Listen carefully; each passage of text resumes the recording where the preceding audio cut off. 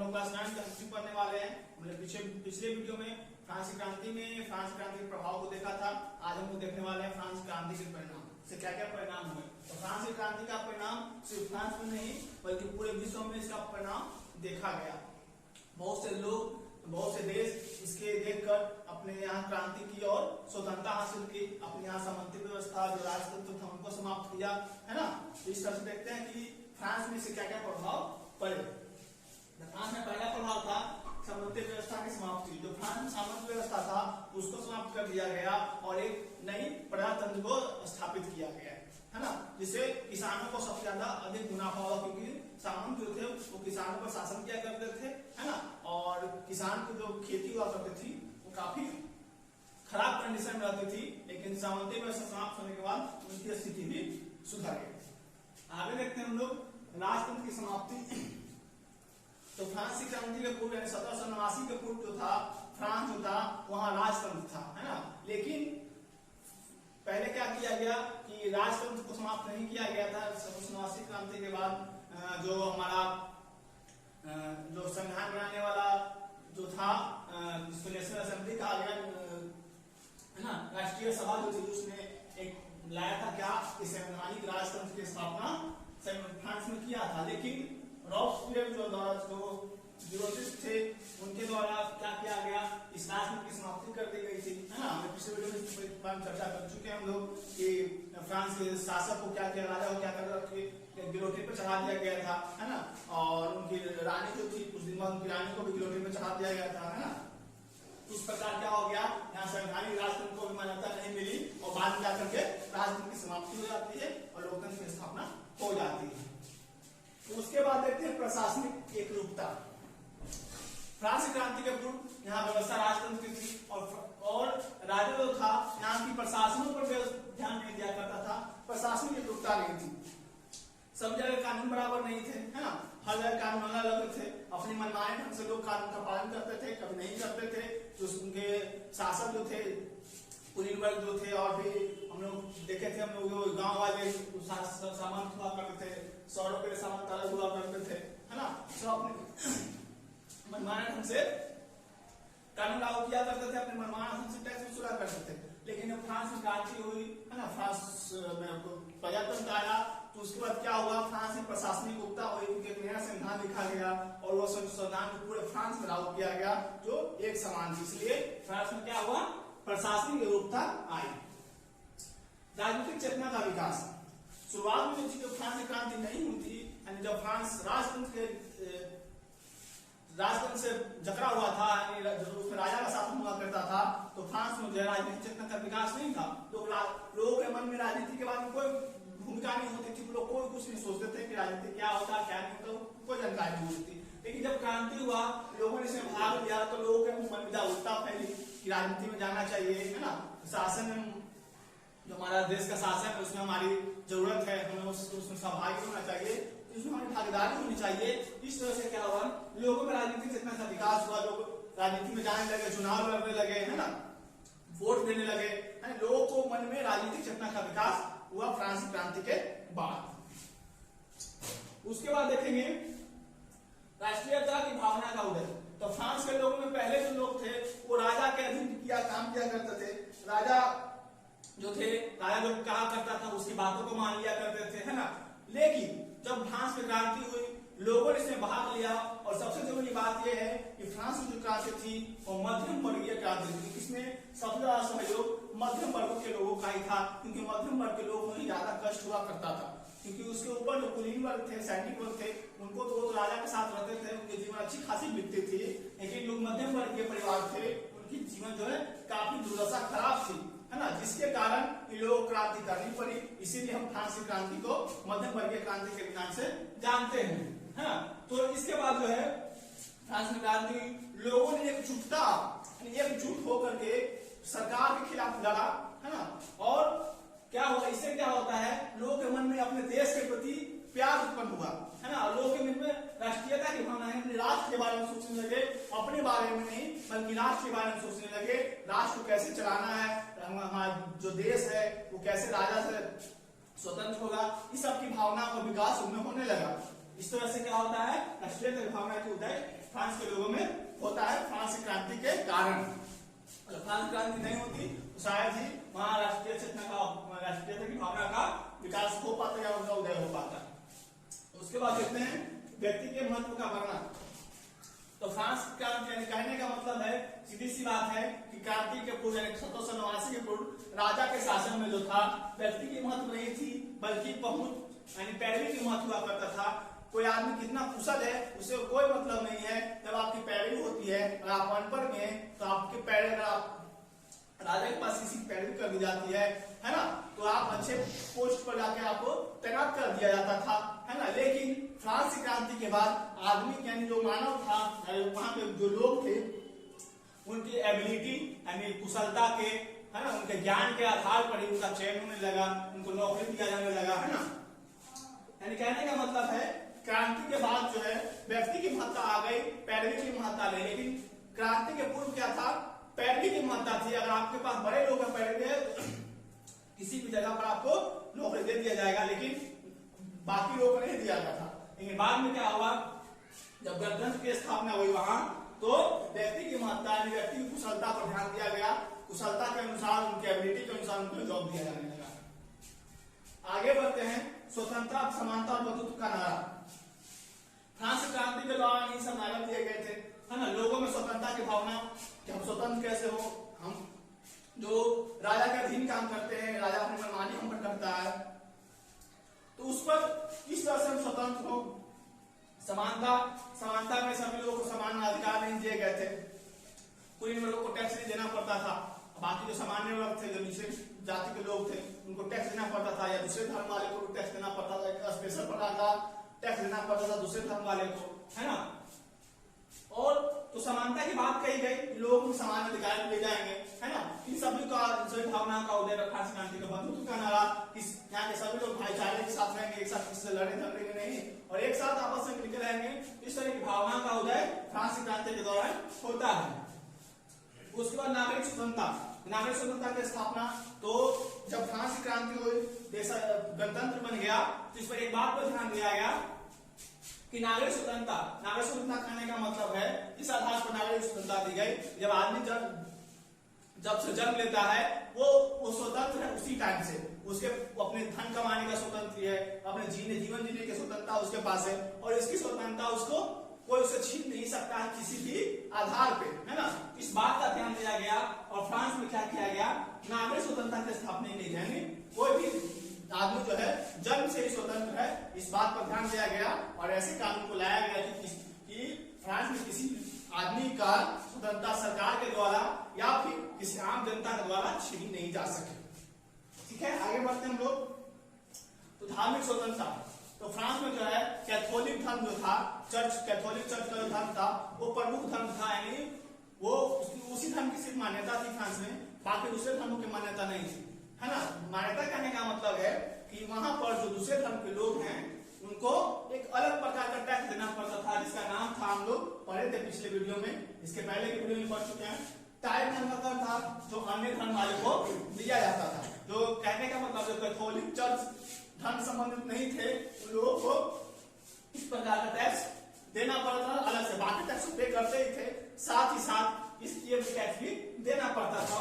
लेकिन क्रांति के बाद धर्म की स्वतंत्रता हो गई, लोग किसी भी धर्म को अपना सकते हैं, किसी को अपना धर्म परिवर्तन भी कर सकते हैं, इस तरह की स्वतंत्रता दी गई और किसी भी धर्म पर टैक्स नहीं लगाया गया, है ना। और ये बात कही गई कि सभी लोग समान है, सभी धर्म समान है, सबको समान मान्यता दी जाएगी। समाजवाद का परिणाम, शुरुआत में जो था वो फैक्ट्रियां और जो भी व्यापार थे उन पे एक अधिकार हुआ करता था, लेकिन जब फ्रांस की क्रांति हुई तो समाजवाद आया, है ना। इससे मजदूरों को काफी फायदा हुआ, तो समाजवाद के होने से मजदूरों का मजदूरी तय हो गया। अब पहले क्या था, मजदूरों को सिर्फ काम करवाया जाता था और उनकी मानक मजदूरी जो है वो नहीं दी जाती थी, मजदूरी से कम, जितना काम किया उससे कम मजदूरी मिलता था। लेकिन अब क्या हुआ, समाजवाद के आने से उनकी मजदूरी फिक्स हो गई और एक उनकी मेहनताना के अनुसार, जो जितना मेहनत करते थे उनके अनुसार उनको मजदूरी दिया जाने लगा, है ना। अब वो भी उनकी स्थिति धीरे धीरे सुधर गई। उसके बाद देखते हैं शैक्षणिक व्यवस्था में परिवर्तन। तो शुरुआत में था शैक्षणिक व्यवस्था, वो सिर्फ यही था कि बड़े बड़े लोग घर के लोग ही पढ़ सकते हैं और पढ़ा सकते हैं, निचले तबके के लोग इसमें न पढ़ सकते हैं न किसी को पढ़ा सकते हैं। जैसे कुलीन वर्ग थे, पादरी वर्ग थे, है ना, और फिर से आपका सैनिक लोग थे, ये सभी के बच्चे या फिर ये सभी के बच्चियां जो भी है वही पढ़ लिख सकते हैं और इन्हीं को सिर्फ अधिकार दिया गया था पढ़ाने का। तो इसमें परिवर्तन लाया गया। अब ये व्यवस्था की गई कि चाहे कोई भी आदमी हो वो पढ़ लिख सकता है, शिक्षित बन सकता है, अपने आप को किसी चीज के योग्य बना सकता है, किसी नौकरी के योग्य बना सकता है, या फिर शासक में, यानी कहने का मतलब है कि जो सरकार है उसमें जाने के योग्य अपने आप को शिक्षा के माध्यम से बना सकता है। तो इस प्रकार का परिवर्तन शैक्षणिक व्यवस्था में भी किया गया था। मीटर प्रणाली लागू। तो मीटर प्रणाली क्या था? तो क्रांति के बाद फ्रांस में जो है नापतोल के लिए मीटर प्रणाली आई। पहले क्या था कि नापतोल की कोई फिक्स प्रणाली नहीं था, हर जगह अलग अलग प्रकार की प्रणाली हुआ करती थी। यानी कहने का मतलब है कहीं आप कपड़ा खरीदने गए, कपड़ा खरीद लिए तो कोई ना एक हाथ कपड़ा दे दो। ऐसा थोड़े ना है कि सबका हाथ जो है बराबर है, इसका हाथ बड़ा है, इसका हाथ छोटा है। तो ये कोई मानक मापतोल की इकाई नहीं थी, इसीलिए पूरे फ्रांस में मानक मापतोल की इकाई के लिए एक मीटर प्रणाली की स्थापना की जाती है और वहां पर मीटर प्रणाली लागू किया जाता है। उसके बाद देखते हैं वाणिज्य व्यापार में वृद्धि। तो वाणिज्य व्यापार में यानी कहने का मतलब है कि बिजनेस में जो व्यापारी लोग थे, तो पहले जो थी हमारे यहाँ थे फ्रांस में सामंती व्यवस्था थी। तो सामंती व्यवस्था के समय क्या होता था कि सामंत लोग जो थे व्यापारी लोगों का बात नहीं माना करते थे, उन पर काफी ज्यादा टैक्स लगा दिया करते थे, है ना। सरकार भी उन पर ध्यान नहीं देती थी, आने जाने में बहुत ज्यादा टैक्स उनको देना पड़ता था। लेकिन जब क्रांति हुई, देश गणतंत्र बना, तो व्यापार वाणिज्य में काफी छूट दिया गया। लोगों को बिजनेस करने के लिए उनमें टैक्स में काफी छूट दिया गया, जिससे कारण व्यापार में और वाणिज्य में भी काफी वृद्धि होने लगी।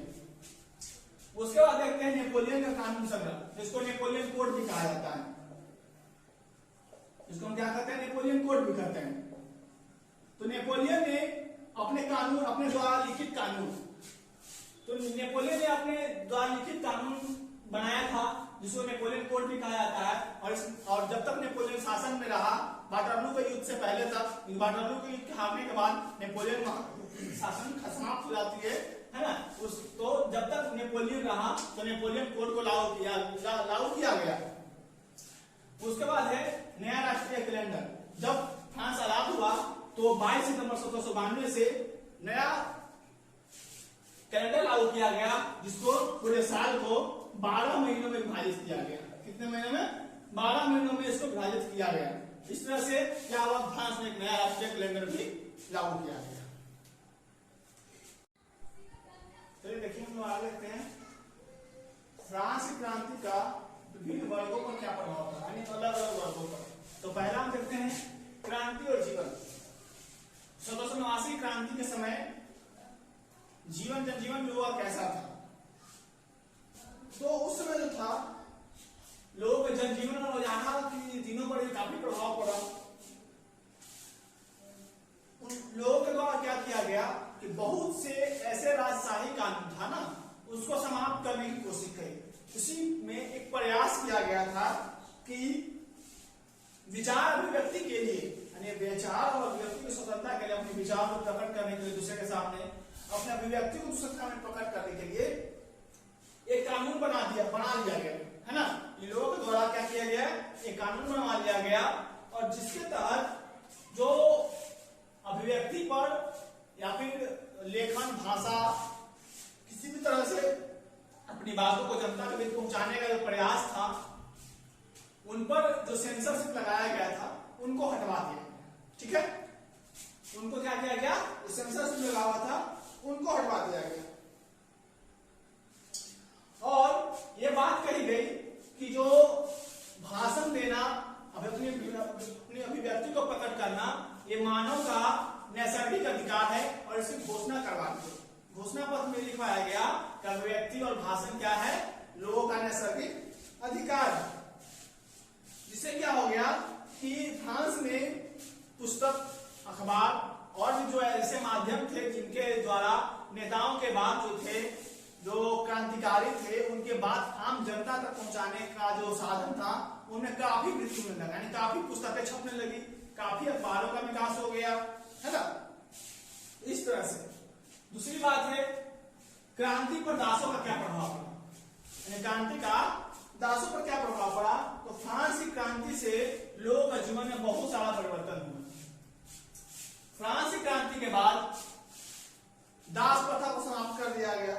जब नेपोलियन आया था, तो नेपोलियन जब फ्रांस पर शासक बना, तो नेपोलियन ने दास प्रथा का अंत कर दिया, जिससे क्या हो गया कि फ्रांस के जो दास थे वो स्वतंत्र हो गए और अपना जीवन अच्छे तरीके से व्यतीत करने लगे। और फ्रांस के जितने भी उपनिवेश थे, सभी जगह जितने भी दास थे, सबको क्या करवा दिया गया, आजाद करवा दिया गया, दास प्रथा को समाप्त कर दिया गया, जिससे क्या हो गए, दासों की स्थिति में काफी आमूलचूल परिवर्तन आया। और तीसरा है, क्रांति में महिलाओं की क्या भागीदारी थी। तो 1789 क्रांति में महिलाओं सबसे बड़ी तो नहीं कह सकते हैं, लेकिन महिलाओं की काफी भागीदारी काफी महत्वपूर्ण थी। शुरुआत में क्या था कि जो शासक थे उनके नजदीक या फिर उनके जो मंत्री जो भी और अधिकारी थे, तो कुलीन वर्ग या पादरी वर्ग के लोग युवा करते थे। लेकिन बाद में जब वोट देने का भी अधिकार दिया गया, मतदान का अधिकार दे दिया गया, तो मतदान के अधिकार में भी दो लोगों को मतदाता का अधिकार नहीं दिया गया। यानी फ्रांस में जो मतदान का अधिकार लागू किया गया वो वयस्क मताधिकार नहीं लागू हुआ। वयस्क मताधिकार नहीं आया। वहां आया क्या भाई, तो वहां आया संपत्ति के आधार पर, संपत्ति के आधार पर लोगों को वोट देने का अधिकार दिया गया। संपत्ति के आधार पर, अब संपत्ति में क्या, जिसके पास ज्यादा संपत्ति है उसको वोट देने का अधिकार है। उम्र का कोई ये नहीं है कि आपको इतना उम्र से ही वोट देना है, आपके पास संपत्ति अच्छी है, आप सरकार को टैक्स भर रहे हैं तो आप वोट देने का अधिकार है। इसमें गरीब लोग जो थे, गरीब और महिलाएं, इनको इनसे वंचित रखा गया। यानी जो गरीब लोग थे, महिलाएं थे, उनको क्या किया गया कि वोट देने के अधिकार से वंचित रखा गया। यानी गरीब कोई अगर गरीब भी है और बहुत ज्यादा पढ़ा लिखा भी है तो उसको वोट देने का अधिकार नहीं है, चाहे वो कितना जानकार क्यों ना। और कोई बहुत अमीर है, अनपढ़ भी अंगूठा छाप है, तो उसको भी क्या किया गया, वोट देने का अधिकार दिया गया। जिससे क्या हो गए, इनको वोट देने का अधिकार नहीं दिए जाने के कारण गरीब और महिलाओं में क्या हो गया, आक्रोश की भावना हो गई। क्योंकि देश जब राजशाही समाप्ति हो गई थी, बाद जब गणतंत्र आया, फिर भी उन लोगों को वोट देने का अधिकार नहीं दिया गया था, जिसके कारण इन दोनों में क्या था,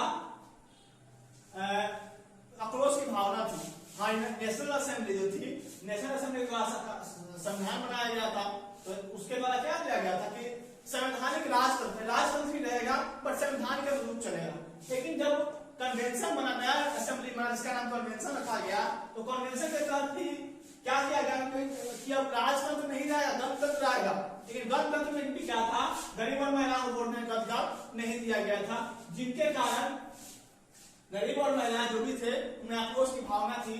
और आक्रोश की भावना होने के कारण उन्होंने फ्रांस की क्रांति में बहुत ही महत्वपूर्ण योगदान दिया और शासन के खिलाफ लड़ाई लड़ी। और इन्होंने मांग किया हमें वोट देने का अधिकार दिया जाना चाहिए, हमें शिक्षा प्राप्त करने का अधिकार दिया जाना चाहिए, और व्यवसाय में पुरुषों के मुकाबले भी हमको वेतन दिया जाए, जितना पुरुष को वेतन दिया जाता है उतना हमें दिया जाए। यानी समानता की बात इन्होंने कही कि जो सुविधाएं पुरुषों को और बाकी लोगों को प्राप्त है, वैसी सुविधा हमें प्राप्त हो, हमें भी काम के बदले उतना ही मजदूरी दिया जाए। महिलाओं के द्वारा सामाजिक सुरक्षा की बात करी गई, हमें समाज सुरक्षा चाहिए, समाज में हमारी सुरक्षा होनी चाहिए, है ना। कोई भी आके कुछ बोल ना सके, उनके साथ कुछ कर ना सके। इन सभी की बातों को लेकर महिलाओं ने भी फ्रांस की क्रांति में बहुत ही अहम योगदान दिया था। अब देखते हैं हम लोग फ्रांस की क्रांति का अन्य देशों पर प्रभाव। तो फ्रांस की क्रांति का तो प्रभाव फ्रांस में पड़ा ही, बल्कि उसके आसपास के जो देश थे, यहाँ तक कि हमारे देश भारत पर भी इसका बहुत ही गहरा प्रभाव पड़ा।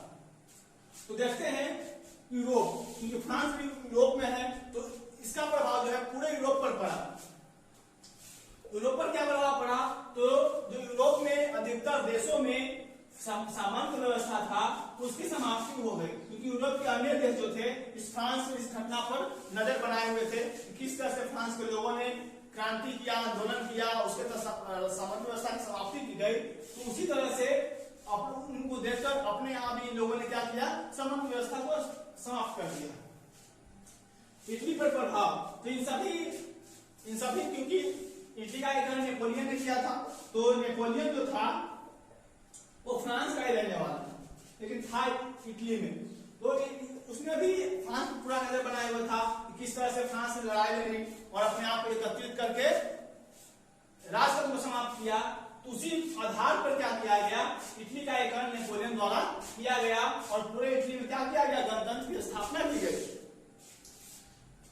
जर्मनी में भी क्या था कि उसका एकीकरण किया गया, जिसमें 300 राज्य थे, उनको मिलाकर 39 राज्यों का संयुक्त बनाया गया। उनको मिलाकर के एक राइन संघ बनाया गया, जो 300 राज्य अलग अलग थे उनको मिलाकर के 39 राज्यों में बांट करके क्या बना देगा, राइन संघ बना देगा। और इसके काम नेपोलियन के द्वारा ही किया गया था। उसी प्रकार आगे चलकर पोलैंड में भी जो सभी लोग के देश हैं, तो इस तरह से पोलैंड का एकीकरण हुआ फ्रांस को देखकर। इटली पर इंग्लैंड पर प्रभाव, 1832 में रिफॉर्म एक्ट आया, जिसके तहत सामंत व्यवस्था की समाप्ति हो गई और औद्योगिक क्रांति में बहुत बड़ा योगदान क्या है, फ्रांस की क्रांति का बहुत बड़ा योगदान रहा है औद्योगिक क्रांति में। आगे देखते हैं हम लोग भारत पर क्या प्रभाव पड़ा है।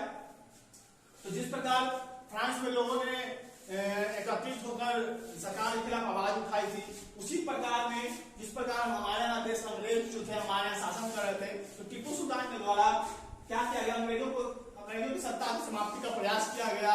उसी प्रकार हमारे देश के और भी लोग थे, जैसे राजा राम मोहन राय, उन्होंने भी काफी प्रयास किया, है ना। कहने का मतलब है हमारे देश के लोग, हमारे देश के नेताओं ने भी फ्रांस की क्रांति से सीख करके काफी कुछ सीखा और उसी के जैसे हमारे यहाँ की लड़ाई लड़ी गई और हमारे देश को क्या किया गया, स्वतंत्र करवाया गया। तो देखिए हम लोगों ने क्या देखा, फ्रांस की क्रांति आज हमारे चैप्टर यहाँ समाप्त हो रहा है ना, पूरे हम लोग पढ़ चुके हैं। इसमें हमने क्या क्या देखा, फ्रांस की क्रांति कहाँ से हुई, कैसे हुई, किन किन देशों पर इसका प्रभाव पड़ा, क्या क्या परिणाम हुए, है ना। लेकिन जो फ्रांस की क्रांति है एक युगांतकारी घटना रह चुकी है, क्योंकि यहाँ से बहुत बड़ा बदलाव पूरे विश्व में हुआ था। ठीक है, तो आज के वीडियो के इतना ही, मिलेंगे अगले वीडियो में नेक्स्ट चैप्टर के साथ। तब तक के लिए धन्यवाद, जय हिंद।